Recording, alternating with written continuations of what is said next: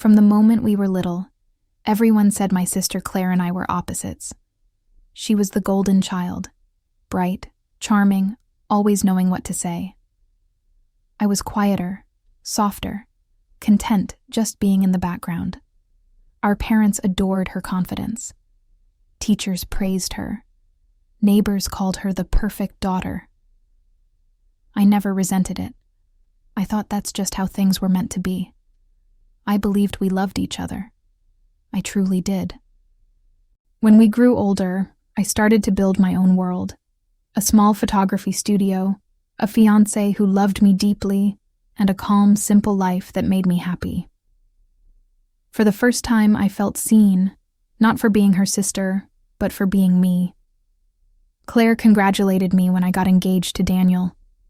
She hugged me, smiled, and said, "You deserve all the happiness in the world." I didn't see how her eyes lingered on the ring, how her smile tightened when he kissed my forehead. I should have noticed, but love makes you blind. Not just to lovers, but to family too. It started small. Little things missing from my studio, my camera broken without reason, clients suddenly canceling without explanation. Daniel would act distant sometimes, distracted when I spoke, but I thought it was just stress from work. Claire, always so supportive, would come over with coffee, sit beside me and say, "You have to take better care of yourself, Emma. You're too trusting." I thought she cared. I didn't realize she was already planting seeds of doubt in every corner of my life. Then one evening, everything collapsed. A rumor spread online. Photos of me with another man, intimate, scandalous. Except they weren't real. Someone had edited them so carefully that even I was shocked when I saw them. Clients pulled out, my reputation shattered, and Daniel, he didn't even ask. He just looked at me like I was a stranger. "I can't do this," he said, his voice cold. "You lied to me." I begged him to believe me, but he walked away. And in the shadows of my worst moment, Claire stood there, tears glistening in her eyes, her voice trembling as she said, "I told you, Emma. You trust too easily." That night, something inside me broke. I packed a bag, left home, and didn't look back. I didn't even have the strength to hate her. I was too numb, too shattered. I lived quietly for months, working odd jobs, staying in cheap apartments, existing instead of living. Until one day, I overheard something in a cafe. Two women gossiping about Claire. "Did you hear? She's dating her sister's ex-fiancé," one of them whispered. "And she's opening that studio in the city, the one Emma used to run." My blood went cold. So that was it.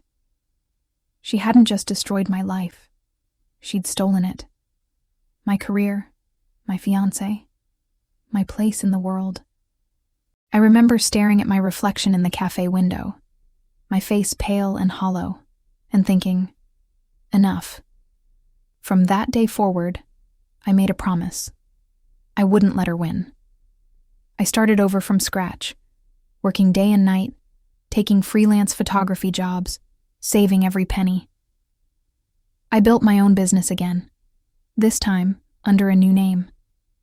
I didn't need my family's approval, Daniel's love, or Claire's validation.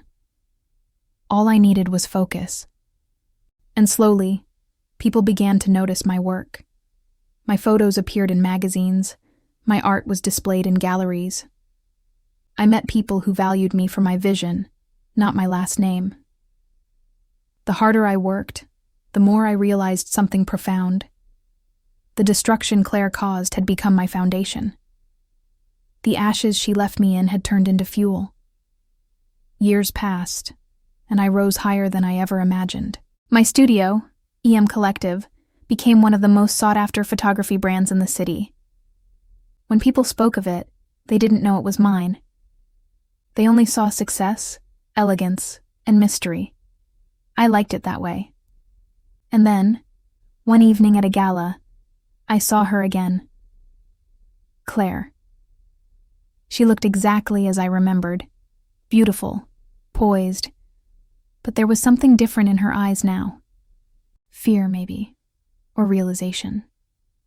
She approached me hesitantly, not yet recognizing who I was. "You're the founder of EM Collective?" she asked, her voice soft but strained. "I've heard so much about you." I smiled politely. "I'm sure you have," I said. Her eyes widened as she finally noticed. "Emma?" she whispered. You're alive." I tilted my head slightly. "Did you expect otherwise?" She tried to play innocent, pretending not to remember what she'd done. But lies can't hide forever. Over the next few weeks, our paths crossed often. Business circles, interviews, art events. Every time she saw me, I saw the unease grow in her expression. She knew the truth was coming for her, and it did. A journalist investigating a corporate fraud case stumbled upon her old emails, ones she sent to Daniel years ago, framing me, forging the fake photos, manipulating clients to drop me. It became public overnight. Her career collapsed in days. Daniel left her, their engagement dissolved, and her name became a scandal whispered in pity. When she called me, her voice cracked with desperation. "Emma, please," she said. "You have to help me. You know, I didn't mean for it to go this far." I closed my eyes, remembering the nights I'd cried alone, the months I'd doubted my worth, the years I'd spent rebuilding what she tried to destroy. "You didn't mean it," I whispered. "You destroyed my life because you were jealous, and now that it's your turn, you want mercy?"